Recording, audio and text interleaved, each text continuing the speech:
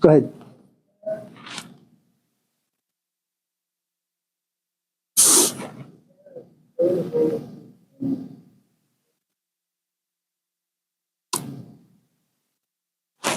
Is there a good way to tame anger?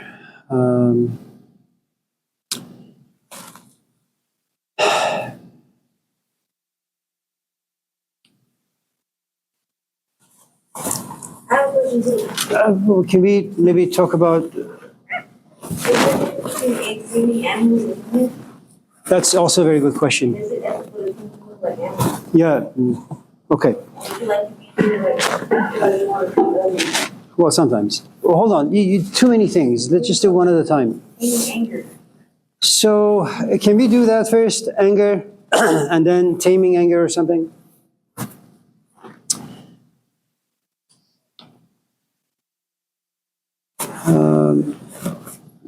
One of the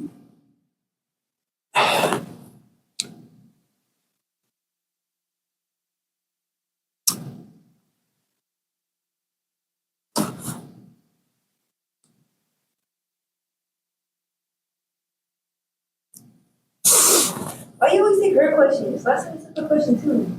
because I like her. Because you like her? Yeah. So,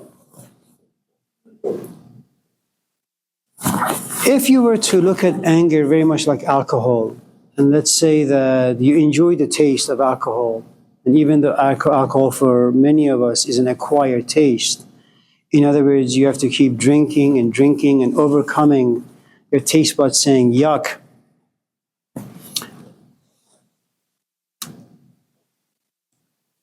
You drink the first bottle or first can, you're a little loose and you like it. You drink the second one and the third one, and then you're about to take the fourth can and you say to yourself, this is getting a little overboard. I feel a little buzzed, but I'm not yet drunk.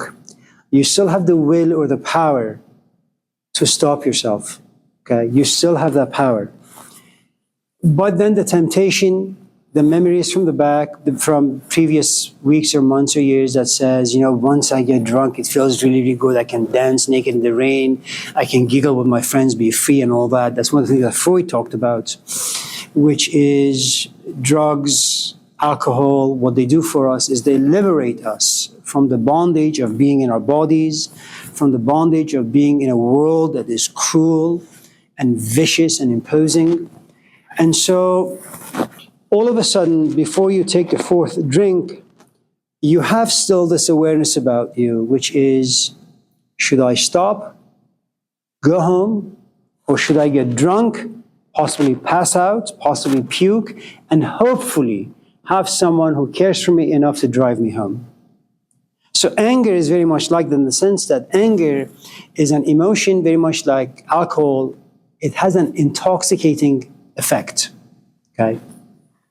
So the way I think things usually work is the most important thing you want in life, the most important thing that all of us in this class desire in life is power. Without this, you can't do anything. Okay? If there's a candy over there and you want it, that candy, the desire for candy makes you poor. But if your body is healthy, and if you have some money in your pocket, that is power. That is control over the desire, satisfying the desire, okay? So what happens is, this is life. Life is like Costco. It creates events. Some events are pleasant, some events are unpleasant, okay? So what happens is, this is you, Abi, okay? An event enters your life. We don't like things that are not familiar. We don't like new information that contradicts the old ones. One of the things that happened around the 15th century is Galileo, for example. The church had believed for 1,000 years or so that the earth is in the middle of the universe and all the planets worship the earth because God created only us with souls, his own soul in us. Not dogs, not cats, not trees, just us. Galileo comes forth and rejects that idea. Okay? Now that makes the church uncomfortable because for the first time now science competes with church. Reason competes with faith. And that's not something that the church wants. So Galileo is under house arrest. So the thing you need to understand is anything that is not so familiar for us, we fight against, we wrestle with. So an event comes about. Now, if it happens to be negative, and there are degrees of negative and positive, okay? What happens is you try to exercise whatever power you have to tame this event that is arousing negative feelings. And so you wrestle. If you're able to pin your opponent at this event in like a second, the negative goes away and you feel validated that you have resources, you're powerful, you have control over your life and all the events that life offers you. Okay? Just in case the wrestling is getting a little too long, you will feel irritated. Okay? Now, what you now have is an event on the outside and the feeling of the irritation on inside. Now you're dealing with two things. Okay? When irritation is very much like a seed, when you keep wrestling to overcome this event or to tame it and you realize you can't, there is agitation, then there is irritation. Now you enter frustration. Remember now, these are elements or feelings that rob you of your feeling of being able to control your situation. Okay? So just in case I say something, for example, and your hand goes up and say, I don't agree, in fact, fuck you. What you're saying is, here I am, and I have 20 years of past information, experience, here you are, and you're saying something that doesn't jive with what I believe. Now the wrestling match begins. But it has taken us many thousands of years to create language and to wrestle intellectually as opposed to physically. Okay?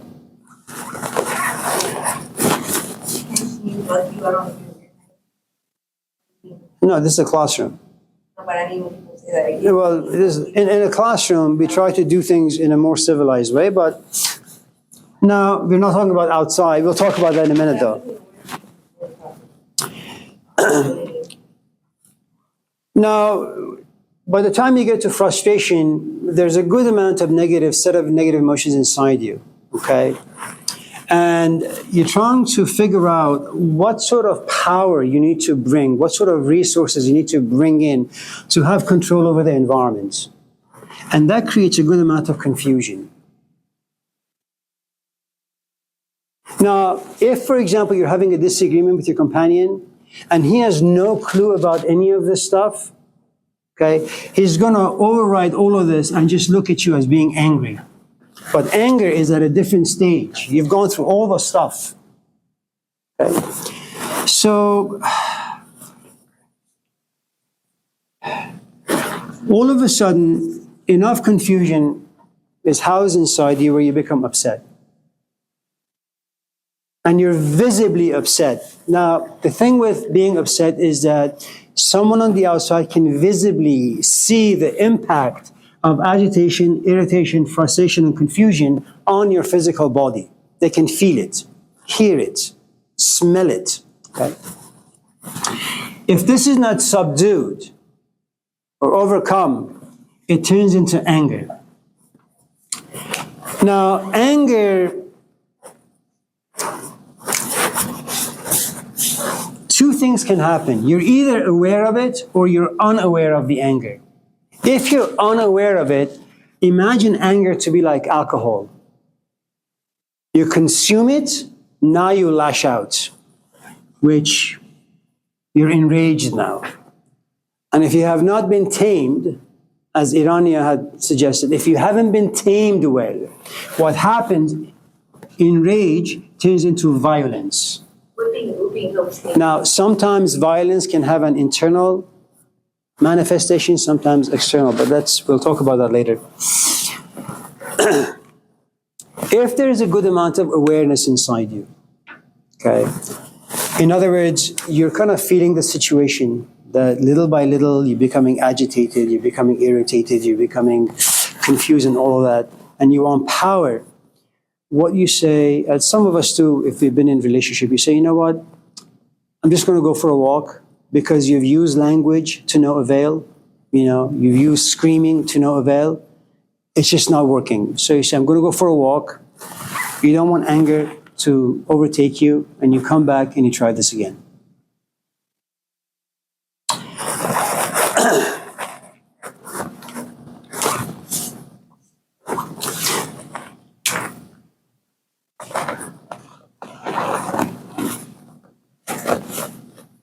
There is another reason as to why you and I feel agitated sometimes about things. If you were here a couple weeks ago on a Monday, we were talking about, I'm not quite sure what we were talking about, but Mahandeep, right? Something happened. Again, I don't remember the conversation exactly, but genocide came in, the politics came in, Sikhism came in, Guru Nanak came in.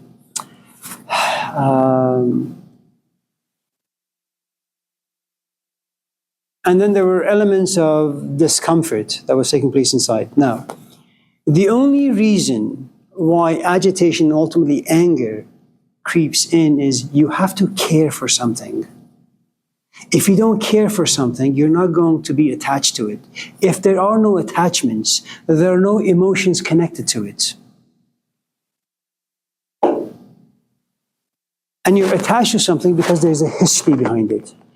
And that history that you have with it, not only does it give you the assumption that you know well enough about the history, but that history also makes you who you are, and you feel obligated to defend that history. So just in case there is anger, it means that there is some parts of you that feels connected to the issue at hand. Somehow you need to protect it, okay?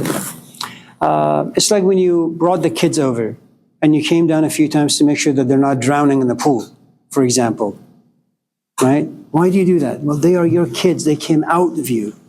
You are looking further to their future. There is a history you have with them. There are imaginations and fantasies and narratives you've built in your own psyche, and they all need protection.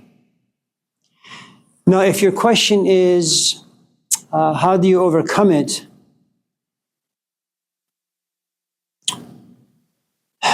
The less things you're attached to, the less things have the power over you, which means the less you're going to be angry. Because things on the outside, if you don't have any attachment to them, if you have no history to them, they can't touch you. You don't feel for them.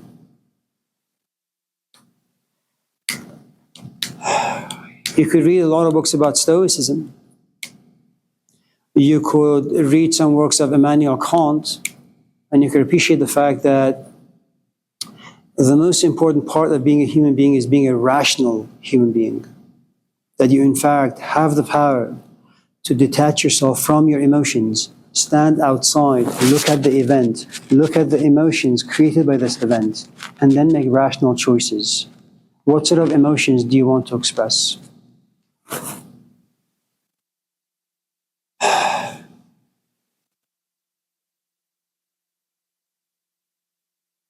Can I tell you this one last bit, and then we'll move on to Matthew's question, and then Bruch, and taming, of course.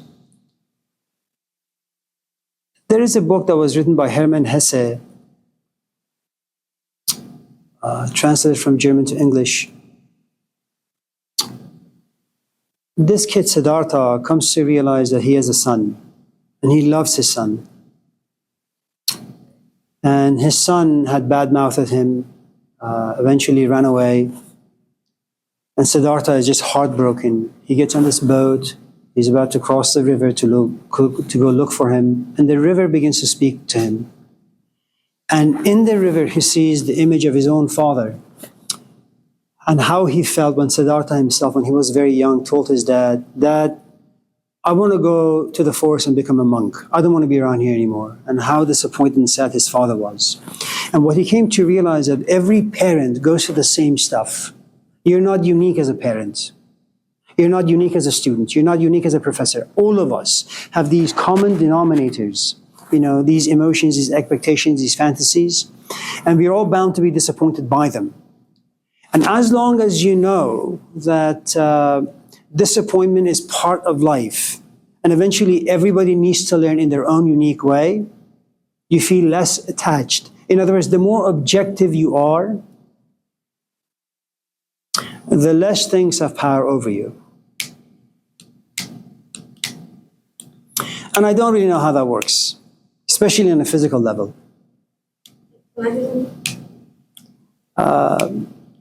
Forgive me. There is a scene that you'll get in the Gospel of Mark, if I'm not mistaken, or maybe it's Luke, I'm not quite sure, but it's a scene where, what's his name? Pontius Pilate. He sends Jesus to the courtyard to get whipped.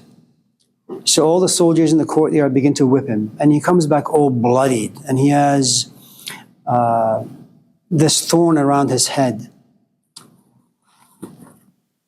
And Pontius Pilate looks at Jesus and says, "Well, speak. Don't you have anything to say? Don't you want to defend yourself? Don't you know I have the power to kill you?" And he doesn't show any emotions. Whether it's you watch the movie or you read it in the book. He kind of looks at Pontius Pilate and says, "You would have no power over me if it wasn't given to you from above." In other words, you chose to whip me because God told you to whip me without you knowing. And this is all being done to me through you, but by God. I don't know how anyone can have such a faith and how anyone can have such objectivity. It's non-human. That's not the way we function, usually. Unless you happen to be very, very intellectually and emotionally disciplined. And that's one of the things you do as a boxer, that when you get punched a bit too much, you don't get angry, because then you fight with anger, and that's when you just go down repeatedly. Matthew? Yeah, I had a question on the on the second associate lecture this week, right? Which you talked about how technology has changed human relationship, right? So one question I had is that, do you think it's possible, because you mentioned like phones, right? Well, our phones, so it distance us from the family.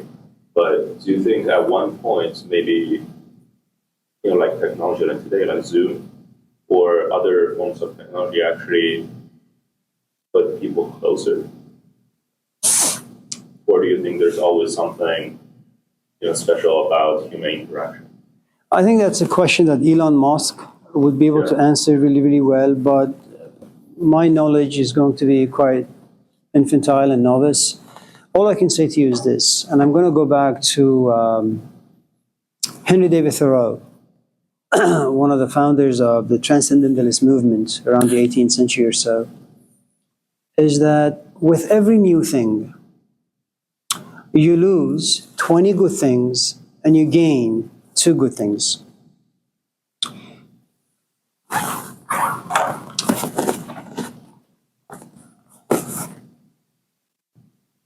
If that makes little sense, I'll give it to you in this way.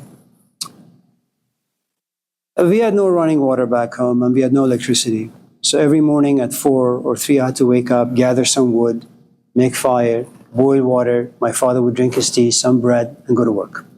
Okay. He would come home, we would sit together, look each other in the eye, and he would tell us stories. And in telling us stories, he would feel relevant, significant, important. Okay? Time passes. He comes home with a radio. We all sit together, we all look at each other, but no one talks.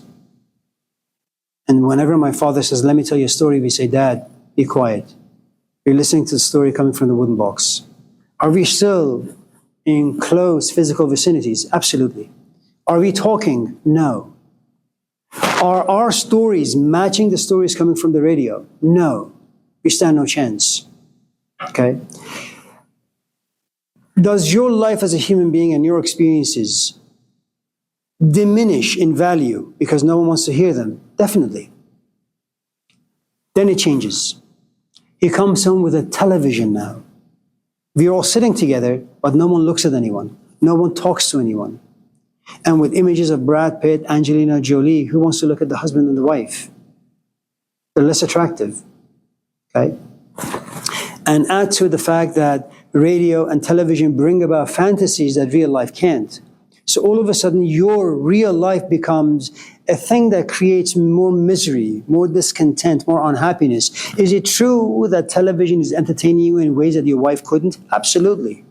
Is it true that once you turn the TV off and you look at your life, you realize you're not happy with your life? Definitely. Okay.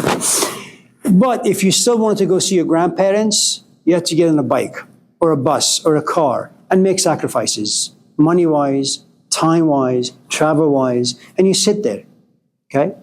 And you make sacrifices, why? Because you care to see your parents, your grandparents, okay? Came the telephones. Well, you don't really need to make that sacrifice anymore. You pick up the phone and you talk. But at this stage in our phone conversations, you still have the creativity of being on the phone for about 5 hours. You generate stories, and you generate stories because your kids are doing this, politics, religion, your neighborhood, whatever the case may be, but you generate conversation for about 2-3 hours. Being on the phone, talking to someone on the phone for 3 hours, that's magic, okay? And then what happens is texting comes about. And what happens in texting, is it true that you don't really have to say much anymore? Is it true that you don't have to pick up the phone to hear someone's voice? Absolutely. Instead of going through 5 hours of conversation, now you can condense things to simply an emoji.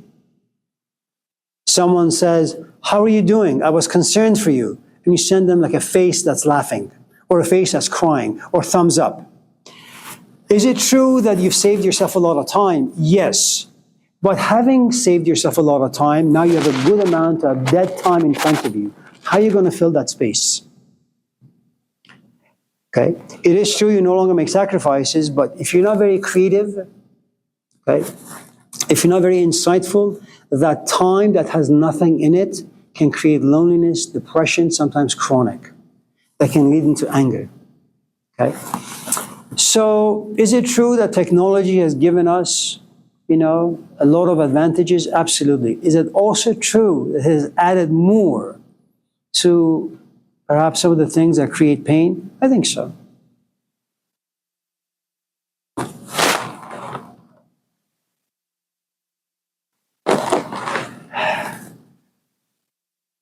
Is it true we have this bumper sticker in moderation? Yeah. Is it a bumper sticker? Yeah. Does it mean anything? No. Bro. Spiritual path, you said? Yes, yeah, it's not the question, but based on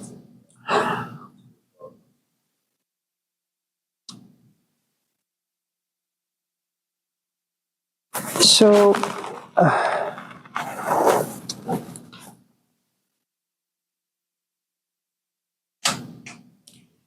that's a difficult question. Hold on. Stevie, anything before we... yeah. So Heidegger, Yeah. he after World War II, he never renounced Mm-hmm. So what do you think that says about his devotion? Okay. So there are a couple of things. I think that's true for all of us in this class. You are something in name, only in name. I'm a Muslim. I'm a Sikh, I'm a Christian, I'm a Buddhist, I'm a Hindu, I'm a this, I'm a that. In name. But the way you live your life is very, very different. Okay? Remember the lion and the lamb can't lay together? If religion demands that you be a bit more sober in thinking, sober in emotions, a bit more detached in life, these are wonderful ideas to talk about. But these ideas, you can't live them out. Or if you can, only a few people can live them. Okay? You have one Christ You have one Jesus and you have 1,000,000 devotees. You have one Guru Nanak, lots of devotees. You have one Muhammad, lots of devotees. Okay? So what you have is a man named Martin Heidegger. One of the things you need to understand about Germany around the time of Martin Heidegger is that Germany is bankrupt financially, bankrupt militarily. They're bankrupt in so many different ways, okay? Now, when you're bankrupt, you're hopeless. I mean, it's not fun being poor, okay? Because if you want to thrive in life, you need resources. If you want to like go to school, the only reason why he's able to go to school, he has a resource. You know what resource is? Green card. If he had to pay out-of-state tuition, this class would cost him about $3,000. Okay? So if you don't have resources, you can't have hope for very long. You'll be plunged into poverty. That's what Germany was. I've been here for 40 years. Sometimes when I hear awful news coming from Iran, it saddens me. It saddens my family. We talk for hours about the political condition of our country. Even if Iran was to turn into paradise, I would not go there. I've lived here for too long. Okay?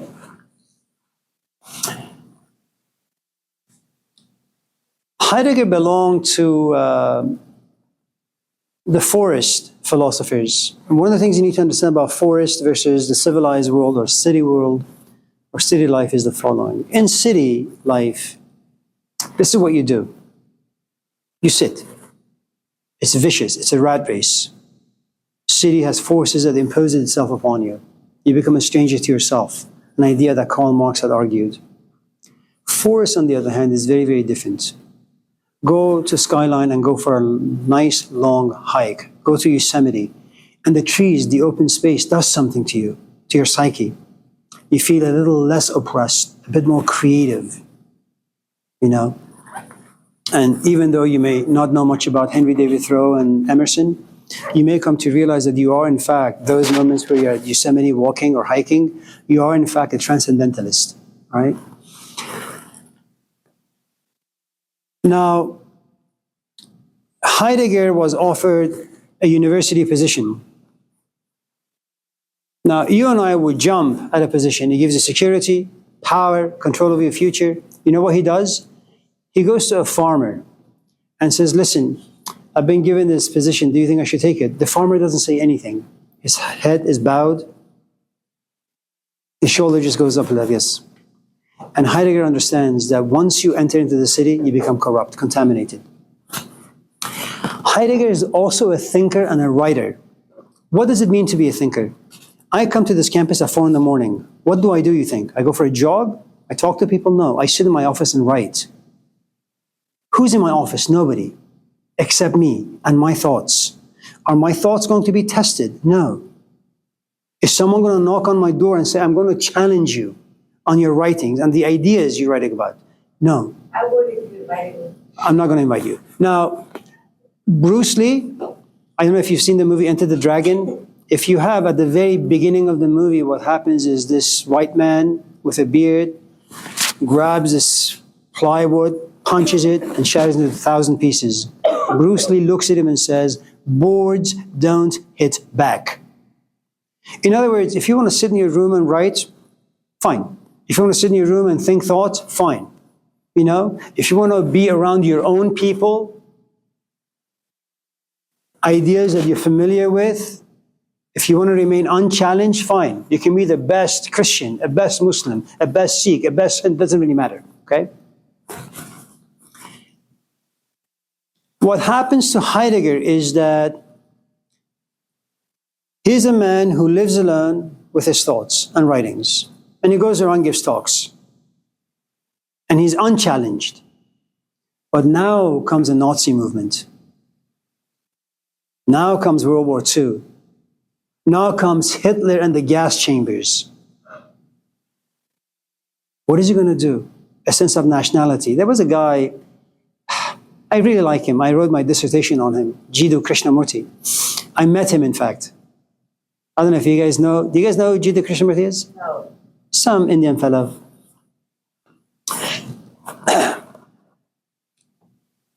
He had talked about, Write his name on the website and look him up. yeah, he talked about the toxicity of being a nationalist.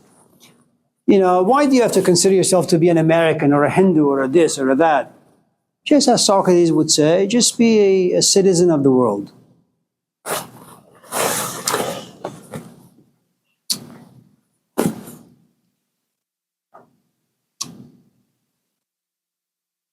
But when you read Krishnamurti's ideas, and he was thought to be the Messiah of the 20th century, you realize that how angry he was with the US and with UK for having contaminated India with English or Western sensibilities. Like what he wants. Japan, for the longest time, women did not have breast cancer.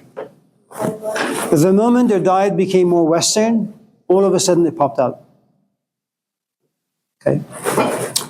Krishnamurti had failed to realize that there is a relationship you have with your land. Your land smells a particular way. Your food smells a particular way. You have no choice but to be attached to it. You know. I have lived here for 40 years. I'm not American. I am Persian. So Krishnamurti's name.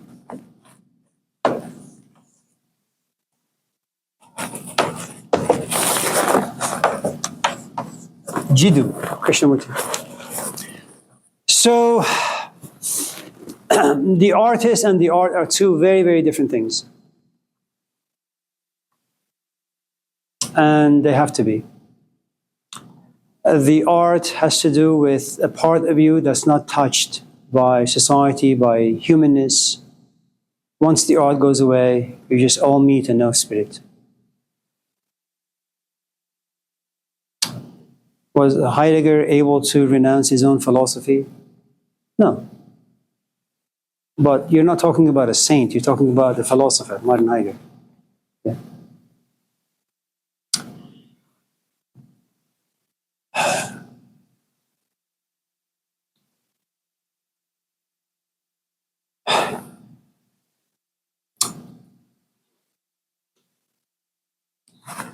So, I don't know much about the spiritual path, but what little I know, let me share.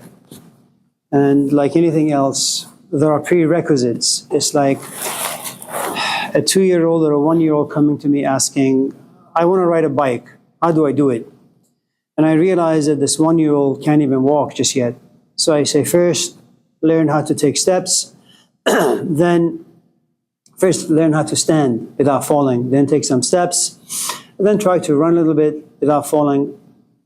Once you've adjusted, then I'll put you on the bike, then I'll hold the bike for a while. Then after maybe 2, 3, 4, 5 weeks or months or years, and I'll let go of the seat, and you can be more autonomous. One of the, I think, people that are helpful in understanding where exactly you are in life and what things you should actually pursue and how honest you are, his name is Abraham Maslow. He's a Jewish psychologist, philosopher, born in New York. And one of the things that you should know about Abraham Maslow is the following. He's a psychologist, maybe even a psychotherapist to some extent. He hated his mother. Even when his mom died, he didn't go to her funeral. He hated her. He had argued that there is something about his mother that brings out the evil in people. And that was certainly true for him, he imagined. You know,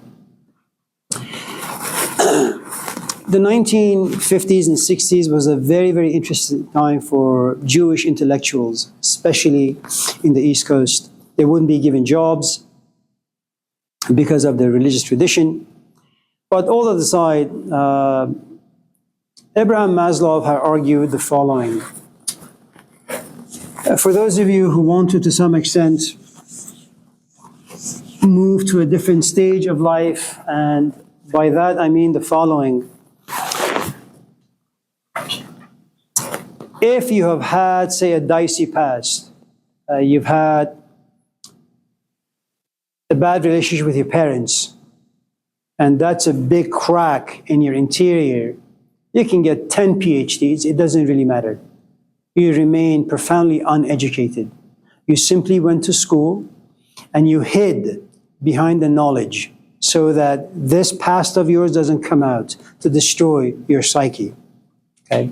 That's the wonderful thing about Abraham Maslow, that he tells you that before you want to pursue something, make sure you have graduated from previous stages in life that are important. So the most important thing in life is not God. The most important thing is food. Now, you and I have both come from countries that are very, very poor. Sometimes poverty is to some extent that people don't have food to eat. Okay.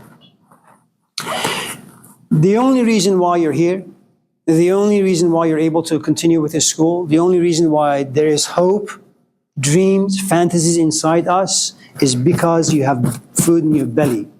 It turns into sugar, and now you can sit here comfortably and think thoughts. Without energy, you can't formulate a single thought. It's not possible. This is the pillar of life. Okay?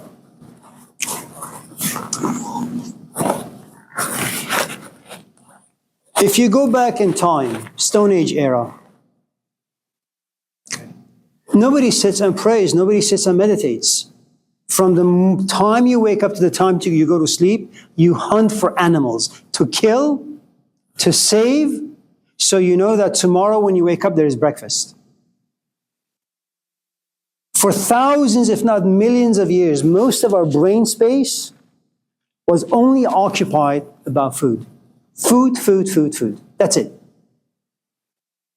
So it is such a privilege for us to now be sitting here and being able to not think so much about food.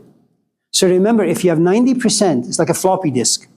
If 90% of your memory, of your brain space is about how do I get food, that 90% is now yours, and you can do whatever you want with it. But when we get to Karl Marx and David Hume and Immanuel Kant and Emil Durkheim, you realize, well, this brain space is now filled, taken by something else, okay? Now, when you have secured food, the next thing is health. Because the truth is, if you have food, but your body can't digest it, what are you going to think about? God? No. You may pray for your health. But the dominant force, the dominant desire inside you is, how do I get better? One of the things about cancer patients is that after a while, the pain is so much where they refuse to eat food. They fast. They starve themselves to death. Okay? So, and what I mean is the following.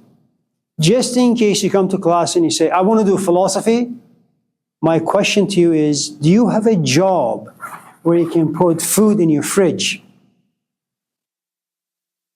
Because philosophy means I need 90% of your brain space to be filled with ideas, for you to be curious with ideas.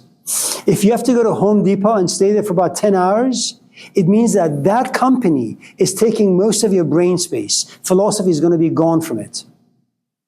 Okay? Now, remember, we're not talking about spiritual stuff right now. All we're talking about is just the basic things that you need.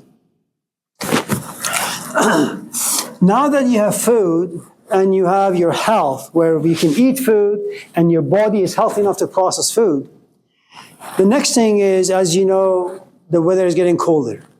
Your flesh. Is there a shelter that you can protect your flesh? Do you have a studio? Do you have a one-bedroom? Do you have a house? Do you have enough money to pay mortgage, to pay rent? Okay? Now, even if you have a house, you have another problem. Now, let's say you have a job, and that job is secure enough to pay for your food, to pay for your health insurance, to pay for about one bedroom. There is something about us that doesn't enjoy being alone. We are made to be communion oriented. We like to be around other people. You don't want to eat alone. You don't want to watch a movie alone. And let's remove the assumption that you're a monk. This is a regular chat. Sometimes you want someone to touch your body. Okay? Now, what happens in your shelter is faith, trust, love, community. Now, before we talk about the shelter that adults create, people like you and I, let's talk about shelter where kids are born. Do you have your parents there? Do they scream? Do they shout? Do they fight? Do they smoke? Do they drink? Do they watch porn? How is their relationship? Because kids are like copy machines. Whatever they see, they copy, they mimic. Okay? And in a country such as this, where divorce rate is about 60%, 60%, okay? Everybody's drugged up because of depression, chronic, loneliness. These are huge issues. What you have is the privilege of having a lot of food. You are healthy. You have a shelter, but there is no love in that shelter. There is no faith in that shelter. There is no trust in that shelter. Okay? So what you have is shelter, but with a good amount of loneliness and depression. Okay. Now, however your childhood has been, that's how you're going to be an adult. That's the sort of stuff you're going to bring into your family life, into your relationship. Now, what usually happens in a healthy physical community is that your parents love you. Sometimes they punish you. They tame you for the good reasons. Okay? They socialize you. They teach you how to behave, how to talk, when to sit, when to shut up, how to eat. Okay? And you do all of this because you want your parents to validate you, to say, yes, you're doing good. For those of us in this class who have children, we'll tell you. Our kids come to us sometimes. Dad, how's my writing? How's my drawing? How's my music? Why do they ask this? Because they want positive reinforcement.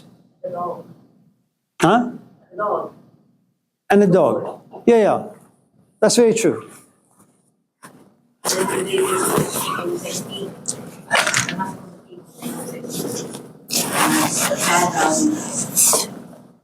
Now, up to this point, what you have is you have affirmation and confirmation from the people that you know.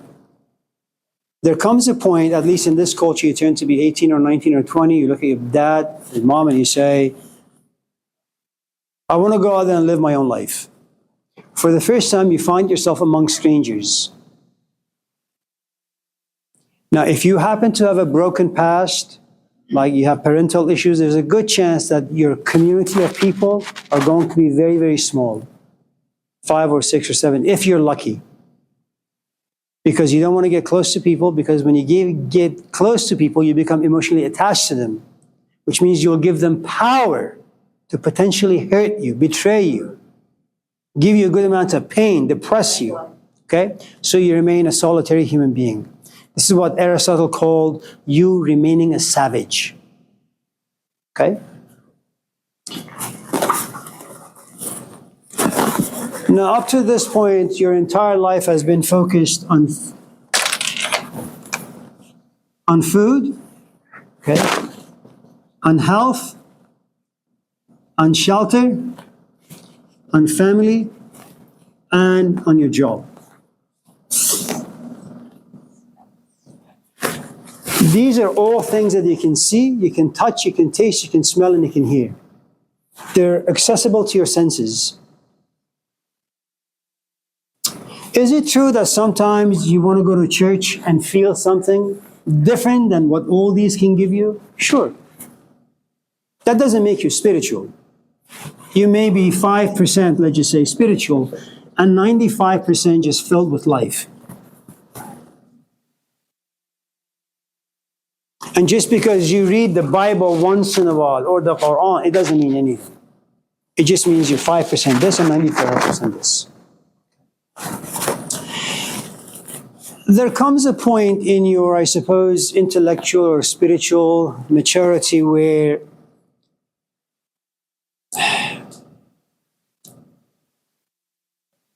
let's do it the American way or Western way, and then we'll do it differently. You get to your midlife, around the age 40, let's say, okay? For some strange reason, one morning you wake up, you put some pizza in your mouth and you say, I love Zachary's, but I'm not really that interested anymore, and I don't know why. You look at your health and you say, I am healthy, but I don't really know where my body needs to go to get some pleasure. You look at your shelter and you realize, yes, it's a house, but it's not a home. You feel really, really alone. You have a wife, you have kids or husbands, or your parents love you, but for some strange reason, deep inside, you just feel all alone and isolated. That there are these yearnings or longings you have, but no one understands. Okay? So you have a family, but for some strange reason, you're no longer connected to them as strongly, intimately. You have a job, but the job no longer identifies you, gives you meaning, and you don't really care much for the money anymore.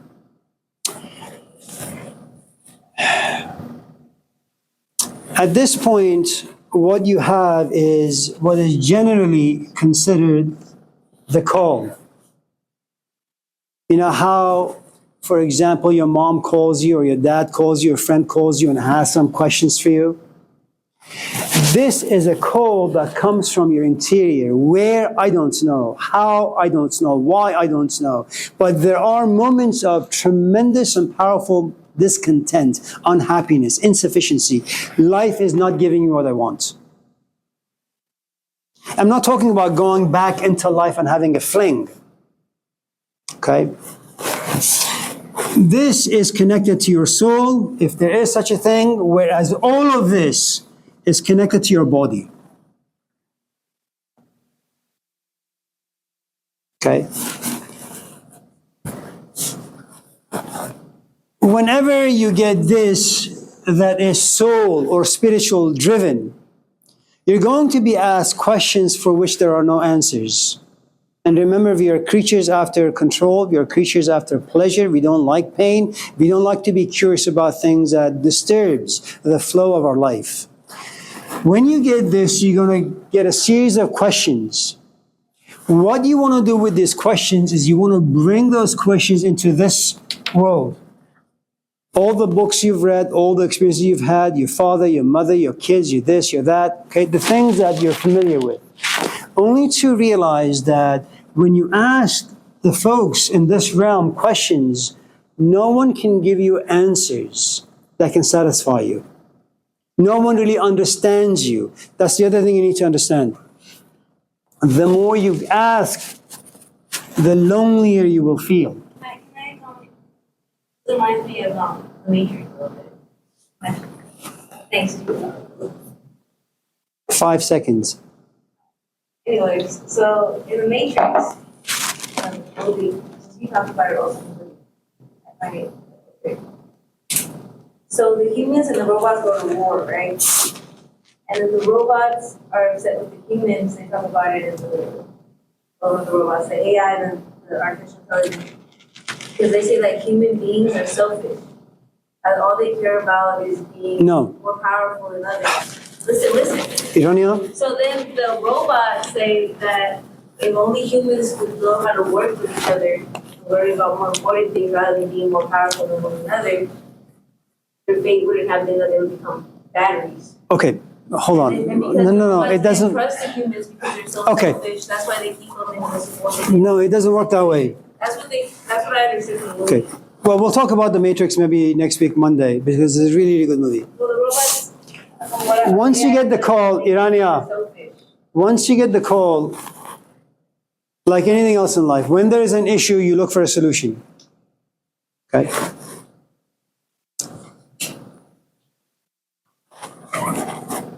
When there is a call, there's also going to be a search. Let's say I go to the doctor today and the doctor tells me I have cancer. What am I going to do? I'm going to look for remedies. I'm going to look for medicines. I'm going to look for ways to get rid of this disease inside me. Or have so much fun that you don't care about it. Okay? So, whenever there is a call, there's always going to be a search. When your companion comes to you and says, I want to break up, you're trying to look for a way to put things back together. When you're writing an essay and all of a sudden your computer crashes, you're looking for a way to retrieve your essay. So whenever there's a disturbance, you're going to look for ways to recover. Okay? The problem is this. Most of the questions that we have up here, as I said, you can see them, taste them, hear them. The call that come from your soul, again, if there is such a thing, they're not visible and they can be found on a physical realm. And so your search is going to turn you more into isolation. And then there is going to be this thing called struggle. While you're looking for, let's just say, your spiritual self, and I'm not as lucky as Guru Nanak, I'm not as lucky as Muhammad, I'm not as lucky as the Buddha, where the veils open up and God reveals himself to me. Okay? Spiritual questions plunge you into darkness. Okay? And you have no idea what's happening to you. All you know is that your previous life is no longer working. And even when you go back, because of the new awareness that you have now, new experience that you have now, you feel guilty and you feel bad for going back here and even having fun for 10 minutes.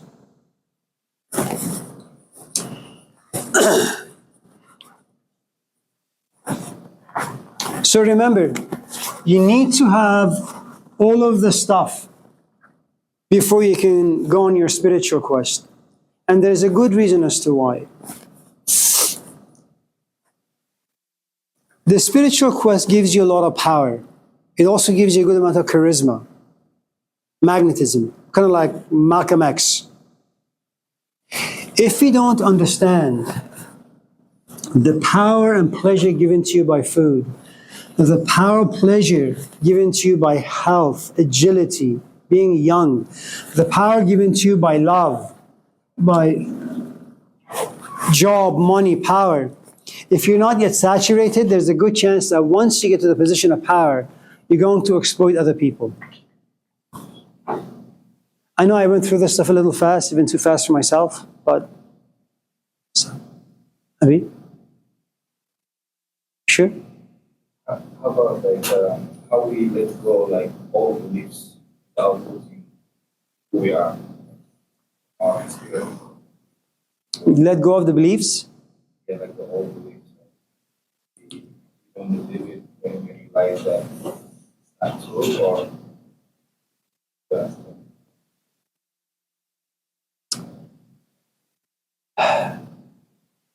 It's a very, very cheesy example. This is like a very bad example, but I'll give it to you an analogy.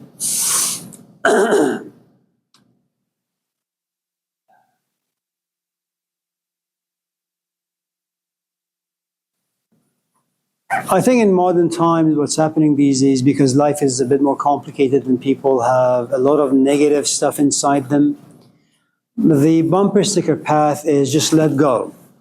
If something is not fitting you the right way, just don't think about it. Don't talk about it. Let it go. I don't think that usually works.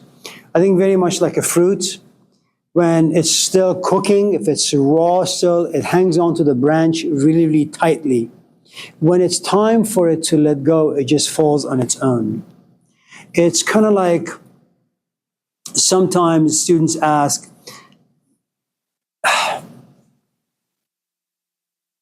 can I give you an example? In 1987 or 88, we had a customer at the car wash, really nice man. He used to come to the car wash with his wife. One day he comes to us, and we hadn't seen him for maybe a couple of months. He had lost a lot of weight. And he said, yeah, I'm sorry, I haven't been here for a while. My wife left me. She found another man in ABCD. I've been sleeping in my car. I know she still comes to wash her car here. Can you tell her to take me back? You know. And so we talked to the wife a little bit. She said, no, I found this guy who's really, really nice, and my husband is no good anymore. So I don't want to go back to him. He lost an additional 40 pounds. He was weighing about maybe 88, 89 pounds altogether.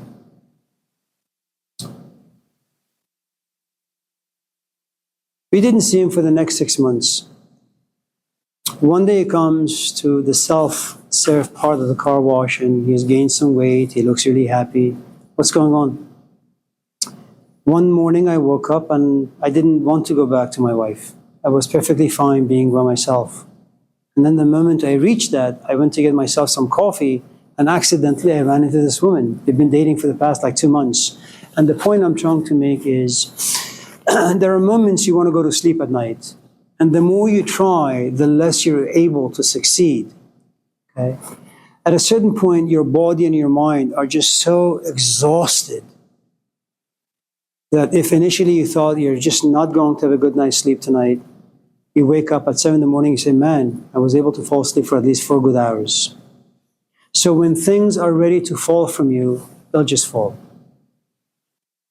This idea of making this effort and making this struggle to make something work, it never happens. Remember, always go back to the saying in the Gospel of Luke. You can never make the grass grow by pulling it. You want to become mature, but it's not really up to you. You want to get over anger, it's not really up to you. It goes when it's time for it to go. Which is an awful philosophy to live by, but it's a true philosophy, I think. Okay. You do? Okay. Kendra? Mandeep?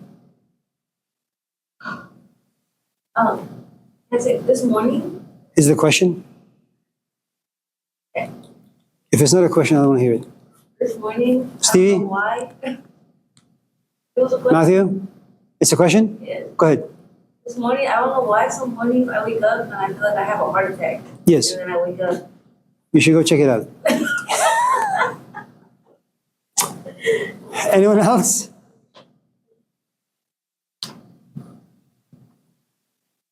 Leah? What time is it? We have, 15 minutes? Go ahead. So, do you think there's an ultimate goal of life that is worth pursuing or towards working towards, right?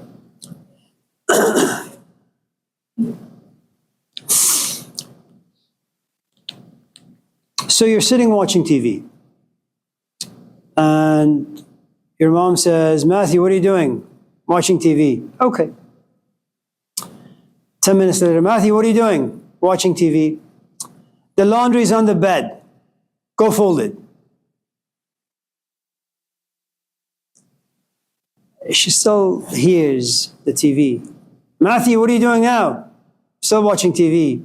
Now her volume goes up a little bit. God damn it, I told you to go fold the laundry. You turn off the TV and you go fold the laundry. To your clothes. Couple of things. You're vegging out by the TV. That's your goal. You're watching some movie and you're having a good time. And pleasure is the end result. You just want to make sure that this fun continues.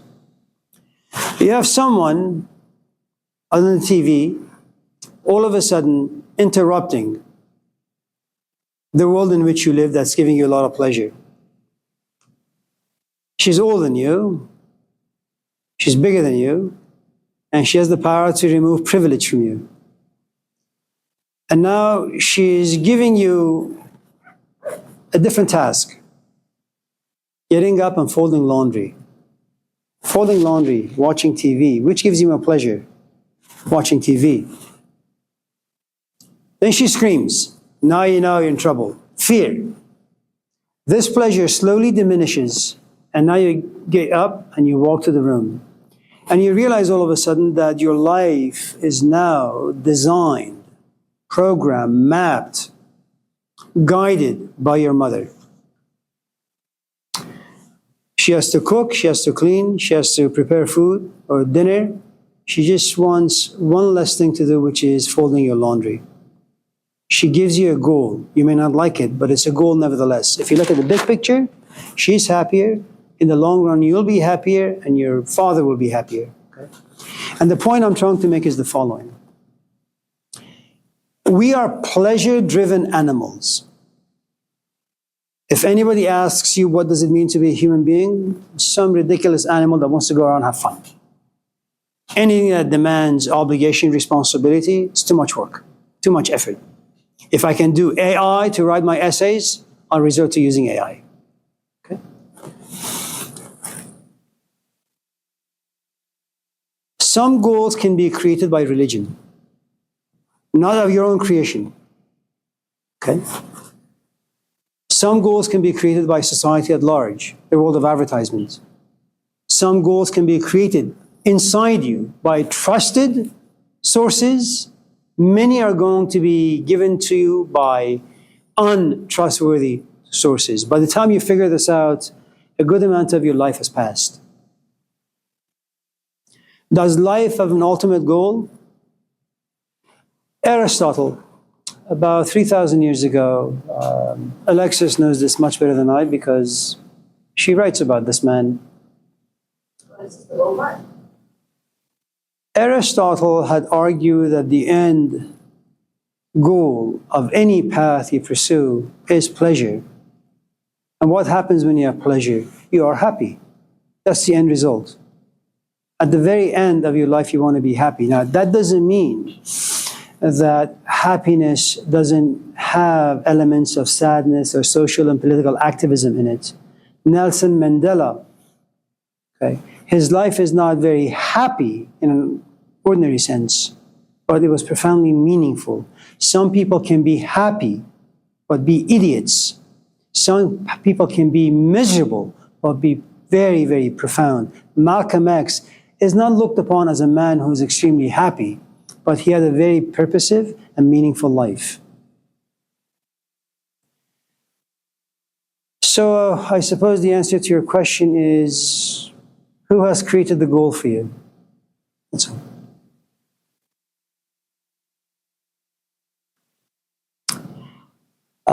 In the modern world, beginning with the 17th century, liberty, freedom, individuality. At the age of 18, you walk out of your parents' house and you want to make your own life.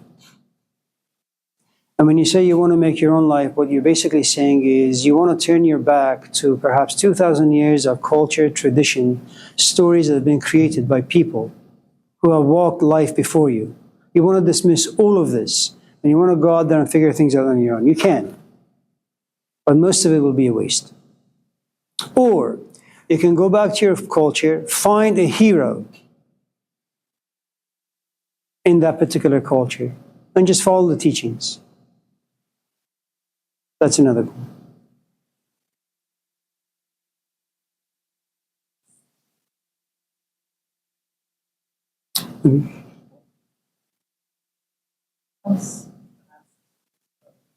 I'm sorry?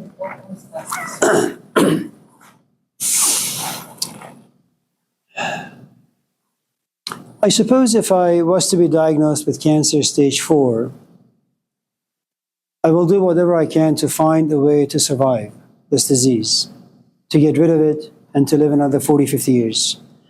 Only to realize that every door I knock on remains shut. After a lot of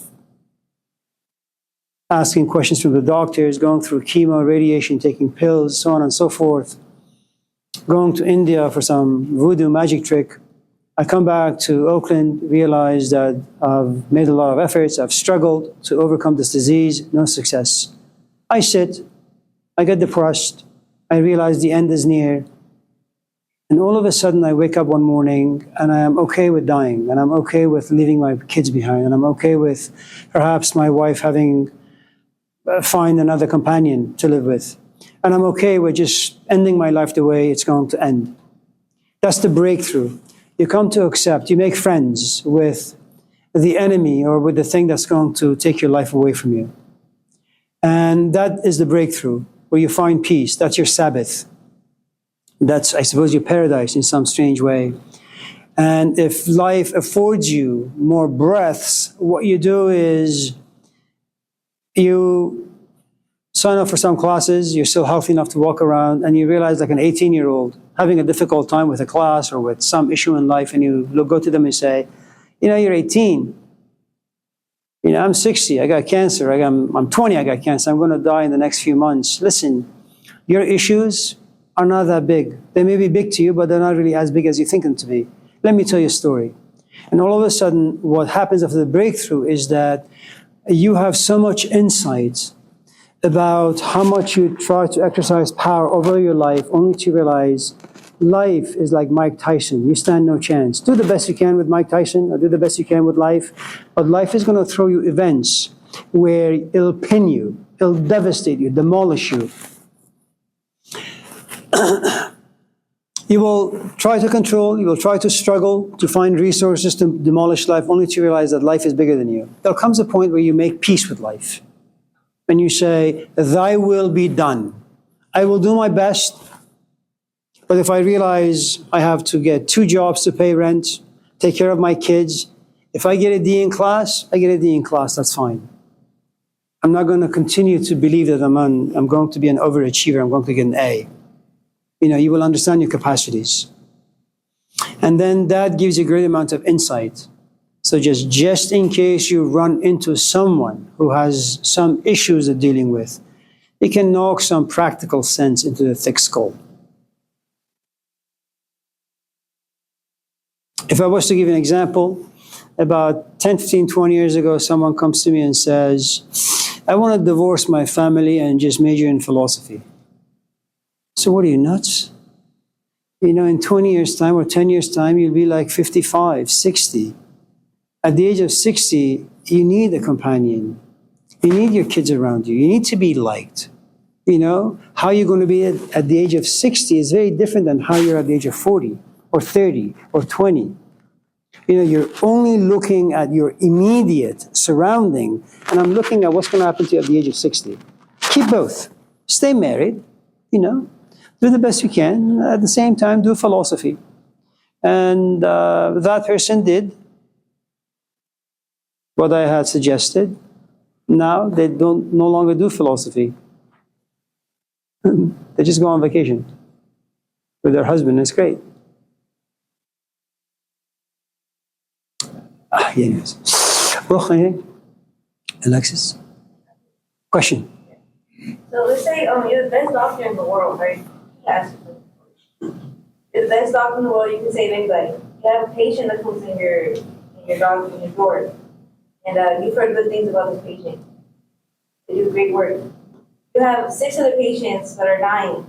They all have diseases that you can't cure, but you don't have the organs to cure them. This patient that came in is sick, and you can save them with a few hours of operation. But if you don't save them, you don't save them for 30 minutes, you'll die. So you save the 6 people. In the save the one person. In the world of ethics, which is a branch What of, would you do? I know what I would do. What would you do? and I'm trying to answer your question if you let me. But I want you to answer it that way, then you go. No, you can't tell me how to answer your Go question. ahead. Jesus Christ, I left an oppressive country to come here for freedom, and now you want to oppress me. So, you see, bro, we're never free, are we? People of color. Now, of course, yes. I know what you mean. Yeah, it's a great question. I don't know. There are lots of moving parts. That question, you can actually find it in a movie called Mother.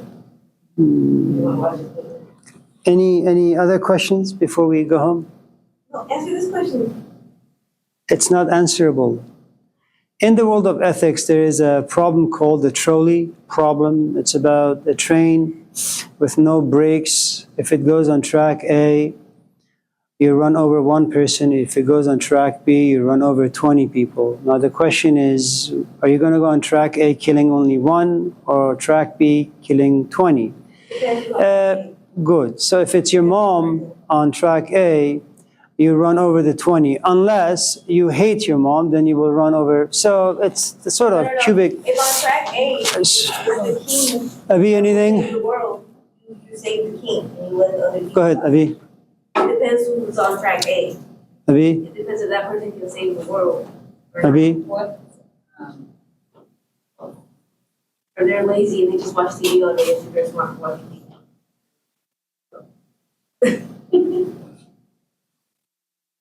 I'm gonna go.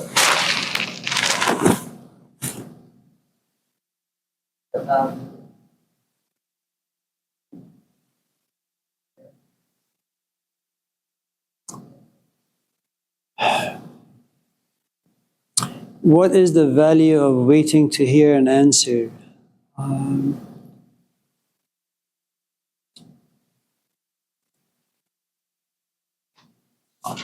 Let's just put your question within the context of the spiritual quest, if you want to call it that, or the intellectual quest. I don't think initially you think like that.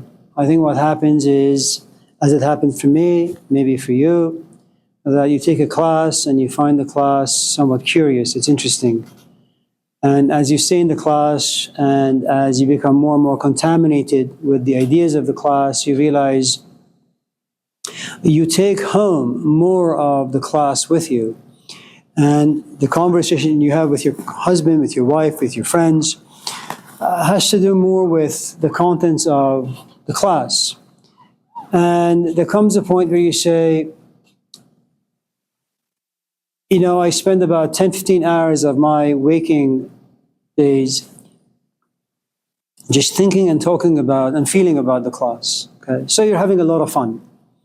There comes a point where if you're moved beyond the pleasure principle, that you're actually a very, very good student now.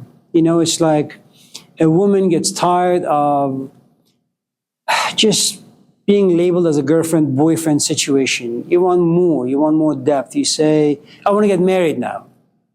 Okay, you have moved beyond just this ridiculous Western boyfriend-girlfriend situation. You want some depth, you want more security, you want stability, you want a different stage to be in. So when you are moved away from the pleasure principle, now you find pleasure in a different way, where you really read to understand. You really read to be transformed. You really read to perhaps stop being addicted to certain ways of thinking, to certain ways of feeling. You want the ideas to be alive inside you. And by this time, you make some people your heroes. Plato becomes your hero. Aristotle becomes your hero. Jean-Paul Sartre becomes your hero. And you want to be like them. So you sit and you write. You sit and you think. You sit and you feel.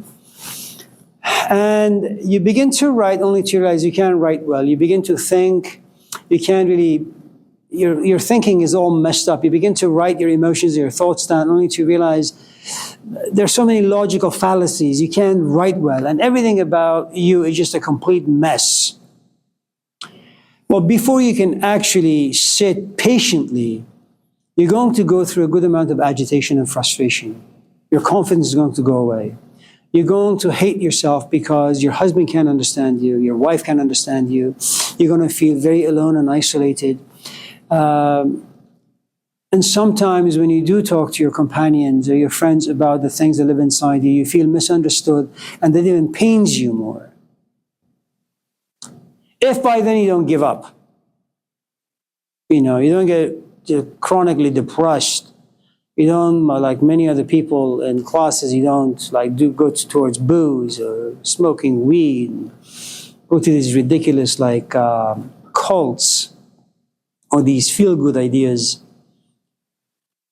Then there comes a point where you're able to find good companionship with misery, just being confused,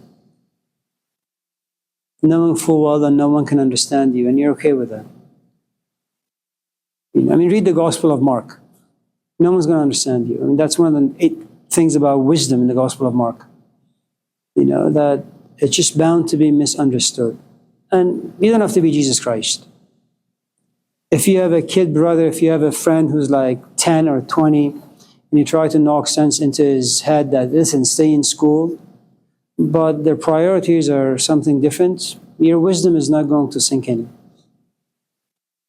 So the patience comes at a much later stage where you've come to a place of acceptance in some ways. We just sit. And if it comes to you, fine. If it doesn't come to you, fine.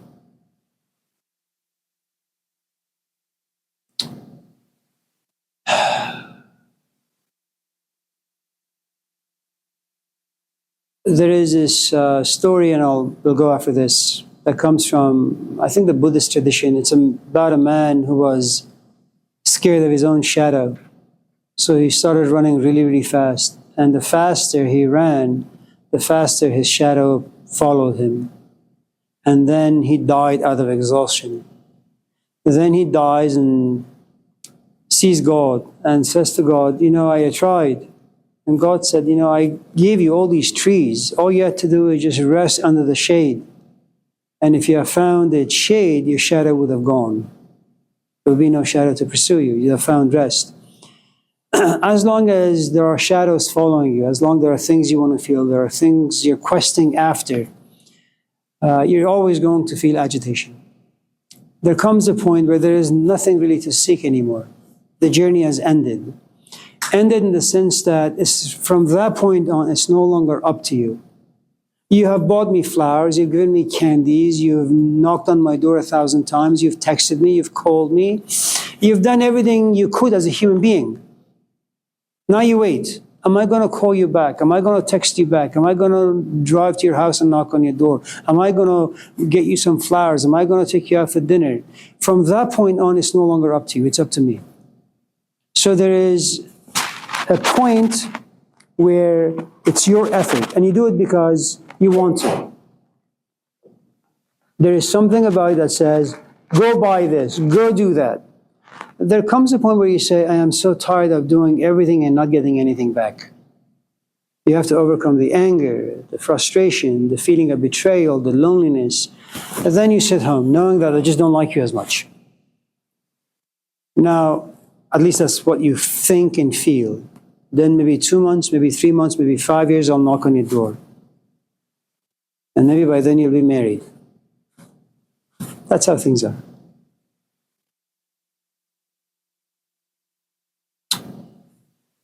It's good to see all of you. Take care of yourselves. Don't stay in touch.